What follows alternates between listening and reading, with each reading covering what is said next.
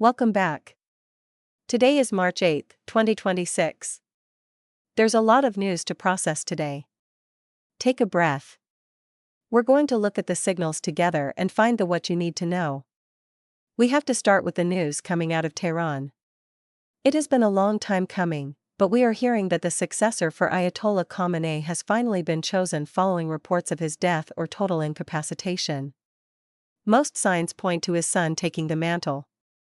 This is happening at the exact moment Israel is hitting Iranian fuel depots with everything they have, trying to pull the rug out from under the regime while they're still trying to figure out who is in charge.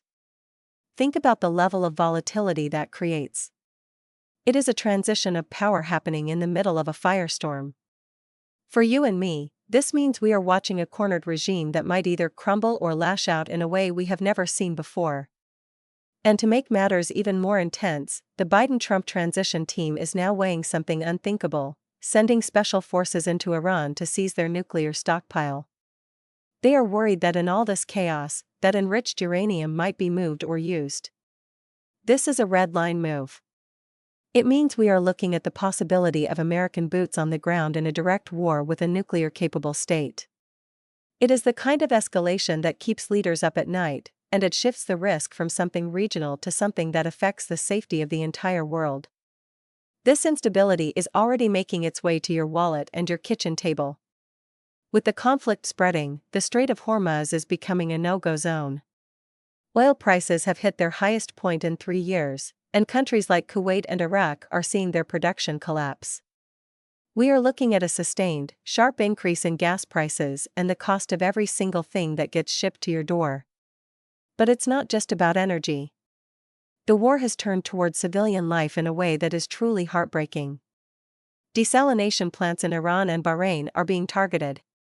These plants provide almost all the fresh water for millions of people in that region. When you take away water, you aren't just fighting a military, you are creating a humanitarian catastrophe that will last for generations. It signals a shift into total war. Think about this for a second. A world where water becomes a weapon is a world where nobody is safe, and it ensures that the waves of people fleeing these areas will only grow. This is no longer just a headline about a map, it is a story about the basic survival of millions. The ripples of this conflict are reaching us here at home and across the globe in terrifying ways.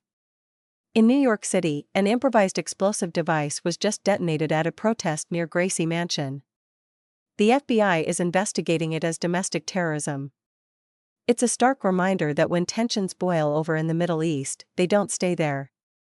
They get exported to our own streets.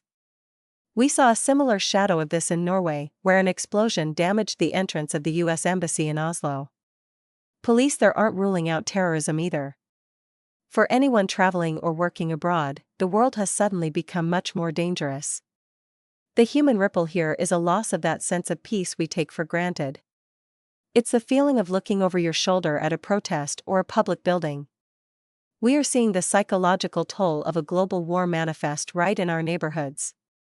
While all of this is happening, the way we fight is changing before our eyes. The Pentagon is moving at breakneck speed to integrate artificial intelligence from companies like Anthropic and OpenAI into their strategy. They're using these models to pick targets and run war games in real time. It has gotten so intense that even the leaders at these tech companies are resigning in protest. They are worried about what happens when we automate warfare and reduce the human-in-the-loop oversight. Think about the risk of an algorithm making a decision that escalates a nuclear conflict before a human can even blink. It's a silent, digital arms race that makes the world feel more like a machine and less like a community. And yet, while technology moves at light speed, our government is standing still. The president has vowed to veto every single bill until the Save America Act is passed, creating a total legislative blockade. At a time of war and economic crisis, Congress is paralyzed. No emergency funding, no relief. Just a standstill. It's a breakdown of the systems we rely on to protect us during a crisis, leaving us to navigate these storms without a functioning rudder. Our traditional alliances are also feeling the strain. We are seeing a major rift between the US and the United Kingdom. Despite us using British bases for strikes, The president has publicly rebuffed the prime minister's offer of help, claiming they're trying to join a war that's already been won. If we lose our closest allies, the financial and human cost of this conflict falls entirely on our shoulders. Meanwhile, we are looking south, pushing for a new regional military coalition to fight cartels in Latin America with direct military force. Former DHS head Kristi Noem is moving into a special envoy role to lead this. It's a massive militarization of the war on drugs that will likely bring conflict right to our southern border. We are trading old, stable friendships for new, aggressive military postures. The human cost of these political decisions is coming home to roost in very personal ways. There are over 28,000 Americans currently trying to flee the Middle East, and many say they've been left to fend for themselves as flights disappear and military assets are used for combat instead of rescue. Imagine being stuck in a war zone, watching the last planes leave, and feeling forgotten by your own country. That sense of abandonment is echoed within the Department of Homeland Security, where internal infighting has gone public. Republican senators are calling for top advisors like Stephen Miller to be removed, saying he's out of his depth. When the agency responsible for our domestic safety is in turmoil, we all feel less secure. And we're seeing the results of that lack of oversight on the ground. A video just surfaced of an ICE agent shooting a man in Texas, and it directly contradicts what the government originally told us. It's a crisis of trust. When the people sworn to protect us are seen as acting with impunity, it creates a deep wound in the fabric of our society. Even in corners of the world we don't often discuss, the old order is crumbling.